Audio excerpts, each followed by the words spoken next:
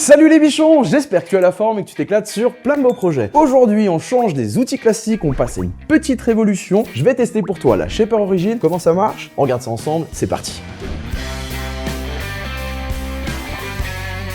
Alors globalement, qu'est-ce que la Shaper Origin? En fait, c'est une défonceuse qui va avoir une assistance numérique et qui va te permettre de faire des usinages super précis. Comment? Tu vas avoir une correction qui va se faire sur les 3 axes directement sur la machine. Allez, si on découvre la machine ensemble, ici on trouve l'élément le plus important, c'est cet écran tactile. Si toi tu as un smartphone, tu devrais pas être perdu, c'est un petit peu la même logique. Juste devant, on va avoir une lumière mais aussi une caméra qui va venir scanner la zone. On a sur le côté un port USB, mais aussi la machine va être connectée directement au Wi-Fi, tu vas pouvoir importer tes projets. Une prise en main avec ces 2 poignées ergonomiques plus 2 boutons. Là, la partie vraiment défonceuse qui est dissociable du reste. Juste ici, tu vas avoir le bouton de mise en marche plus le réglage de la vitesse. Même si on a une assistance qui est numérique, on n'oublie pas nos bases. Quand on utilise une défonceuse, on adapte en fonction du diamètre de la fraise. Bref, je te redis pas tout ça, tu le sais déjà. Maintenant, quelques chiffres sur cette Shaper Origin. Premièrement, ici, on a un moteur de 720 watts. Juste au-dessous, tu vas trouver une pince de serrage pour des queues de 8 mm. Et enfin, la profondeur max de plongée, on est sur 43 mm.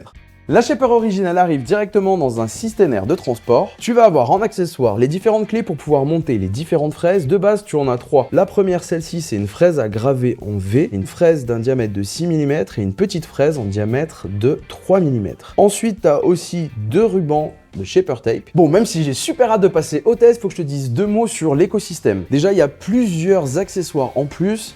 La workstation, juste derrière la plate, mais aussi tout un environnement. Tu vas avoir le Shaper Hub, ça c'est une grande plateforme en ligne où chacun va pouvoir partager ses projets que tu vas pouvoir remettre directement dans ta machine. Le studio, ça c'est un petit logiciel de conception qui est accessible directement en ligne. Bref, tu l'as compris, il y a un petit peu plus que cette machine. D'ailleurs, on passe au test.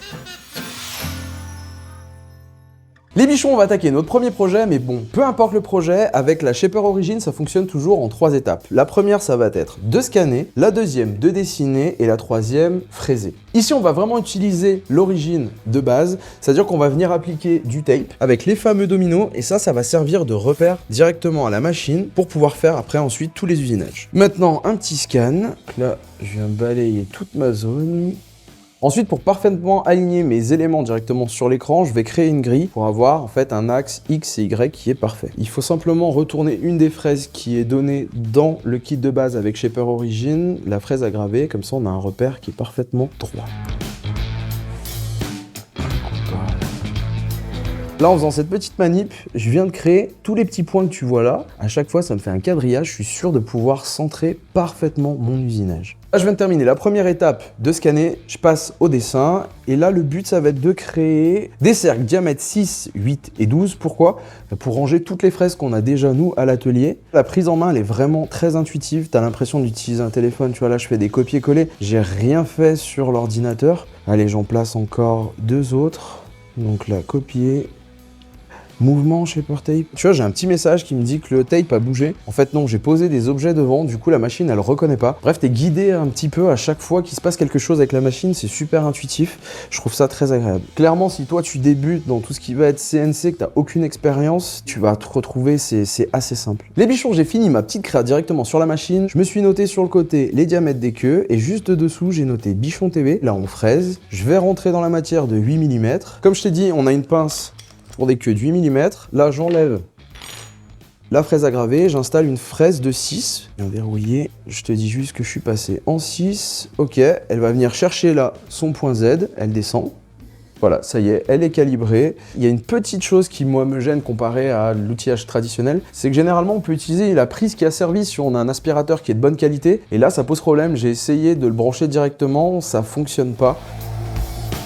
De se dire que tu peux aller si loin en précision, c'est bluffant. Et en fait, j'ai une fraise de 6 pour faire un trou de 12. Et comme elle peut se déplacer, bah, j'ai rien à faire. Elle va faire le cercle, elle, en entier directement. Je viens de faire 50 trous qui sont parfaitement alignés. Sans changer en plus de fraises, bah, j'arrive à faire 6, 8 et 12. C'est juste bluffant. Je suis conquis. Je vais découper ce petit morceau-là, placer toutes les fraises. Puis je pense qu'il y en a 2-3 qui vont être super contents à l'atelier. Regarde-moi cette petite beauté, j'ai vraiment envie de me refaire la même pour la maison. Celle-là, elle part à l'atelier. Deuxième petit test, la réalisation de ces 2 poussoirs, toujours pour l'atelier, mais ça je te laisse voir directement, j'ai fait quelques images à la GoPro. Les bichons, je suis sur le Shaper Hub et j'ai trouvé, regarde, ce petit projet là qui va bien. Donc là, il y a le projet que j'ai envie de réaliser. Et là, Sync to my files, c'est fait. T'as la machine qui est juste là. Donc si maintenant je suis sur dessiner, importer, c'est déjà dedans. J'ai utilisé du double face qui est vendu aussi directement par Shaper. Il colle suffisamment, mais pas trop. Enfin bref, c'est le bon compromis et honnêtement, ça va bien. On l'a déjà vu. Ah, attends. Non, ça c'est bon, ok. Là, j'ai juste à cliquer sur placer. Ça y est. Allez, avance rapide. Voilà le résultat. Loïc vient juste d'y mettre un petit coup de rubio. J'ai encore plein de choses à te faire voir. On enchaîne. Et je vais te présenter un accessoire qui s'appelle la Workstation. T'as les dominos qui sont déjà en place, qui sont fixes. Ça te permet de pas en avoir à mettre à chaque fois. Ce que j'apprécie vraiment sur de l'outillage, c'est quand il a été bien pensé, surtout quand il a été testé en conditions réelles. Et là, bah clairement, c'est juste du plaisir. Ces taquets sont déjà parfaitement d'équerre. Cette barre aussi, elle est très précieuse parce que une fois que tu l'as verrouillée, elle va te permettre d'être dans le même plan que tes dominos. Et là, même chose, tu vois, tu as tout un système pour venir serrer ta pièce. C'est vraiment bien vu, simple, intuitif. Donc c'est super simple à mettre en place. Juste là, tu peux venir caler une pièce martière pour que lorsque tu vas rentrer dans ton usinage, bah déjà tu viennes pas défoncer la plate et aussi tu puisses avoir le moins d'arrachement possible. Même chose, là tu as des petits excentriques. Tout a été pensé, franchement là-dessus, j'ai rien à redire. Là, on va utiliser l'assistant qui est directement dans la machine pour pouvoir faire un assemblage à queue droite. Mais une nouvelle fois, on est guidé. Comme sur une défonceuse classique, pour un usinage de 19 mm de profondeur, tu vas pas y aller en un seul coup. Tu vas faire plusieurs étapes. Tu vois, c'est noté autopasse. Ça, c'est une fonction supplémentaire qui est payante sur la machine. J'ai envie de faire des passes que de 6 mm maximum. Il va faire une première passe à 6, à 12, à 18 et la dernière à 19,13. La machine toute seule va venir passer à la passe suivante. La machine, elle va venir corriger, mais pour corriger, elle peut le faire que dans ce rayon-là. Donc toi, il faut que le point qui soit au centre reste le plus possible dans ce cercle-là. Si tu sors, la machine, elle va rétracter automatiquement pour pas faire n'importe quoi. Et comme ça, tu peux pas te tromper. Quand j'usine, ce que je ressens en fait, c'est que la machine a quand même tendance à bouger. Mais quand elle bouge et que moi, je me décale de trop, là, ça remonte et ça vient protéger. Comment dire? Voilà, hein. Comment je suis trop fort.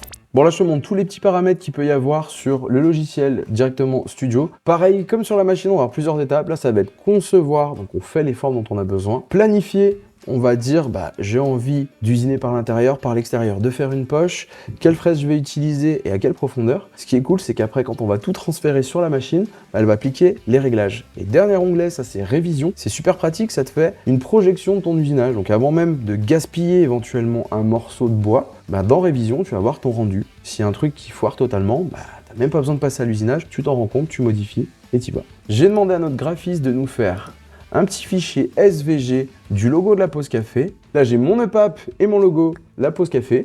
C'est tout sur l'ordinateur. En fait, c'est aussi tout sur la machine. D'ailleurs, je te laisse, j'usine tout ça et je te vais voir le résultat. Les bichons, voici le résultat. Je me suis amusé à faire de la gravure, à évider certaines pièces. Juste au niveau d'une EPAP, j'aimerais bien remplir la forme qui a été évidée avec du bois noir. C'est l'occasion pour moi de te tester le dernier accessoire, la plate. Même principe que pour la Workstation, on a des dominos qui sont fixes. Et là, on a une fenêtre dans laquelle on va pouvoir faire des usinages. Là, j'attaque avec une très grosse fraise de 16 mm de diamètre. Le but, c'est de diminuer l'épaisseur de mon panneau qui est noir pour pouvoir arriver à la bonne épaisseur pour faire l'intégration de l'autre côté. Maintenant, je fais la forme du pape et puis j'assemble tout ça.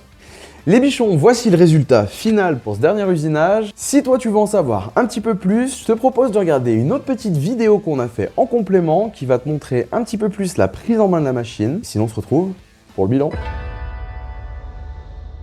Les bichons, il est temps de faire le bilan sur cette Shaper Origin. Allez, on attaque tout de suite par les points qui m'ont gêné. Le premier, ça vient du fait que contrairement à une CNC classique, on va toujours avoir besoin d'un opérateur pour pouvoir déplacer la machine. Elle ne pourra pas bosser en autonomie, faire de la prod sans nous. Autre point, ça va être l'investissement de base pour acquérir la machine et l'ensemble des accessoires pour pouvoir déjà bosser dans de bonnes conditions. Mais ce point-là, on le retrouve aussi dans les points positifs parce que ça représente quand même un coût qui est assez contenu. Si tu veux mettre déjà un premier pied dans l'univers de la CNC, c'est l'outil qu'il te faut. Autre chose, c'est sa grande simplicité d'utilisation, que ce soit directement sur la machine, on a l'impression d'utiliser un téléphone portable, ou alors sur le logiciel en ligne, même si tu connais rien, tu vas forcément t'en sortir. C'est une machine très compacte, d'ailleurs elle tient dans un système R comme ça.